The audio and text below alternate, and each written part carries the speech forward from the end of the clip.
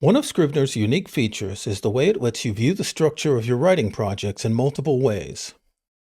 You write in the editor, and you can use the binder, the corkboard, and the outliner to plan as you write, modify the structure of a work as you progress, and make changes when you revise or edit.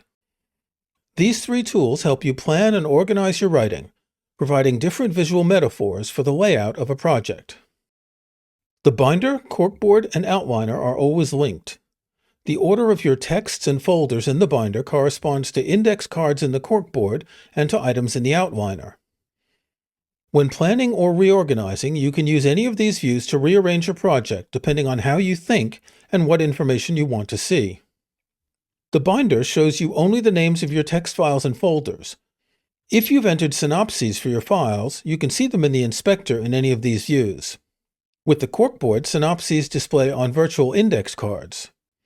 In the outliner, you can choose to display synopses below file titles by right-clicking the outliner header and choosing Titles and Synopsis. When you rearrange items in the binder, corkboard, or outliner, the new arrangement is reflected in all three of these views. For example, if you rearrange index cards in the corkboard, you see the item's order change in the binder. Switch to the outliner and the new arrangement displays there too. This allows you to choose any of the three views to plan and organize your project and switch views at any time if you want to see things differently.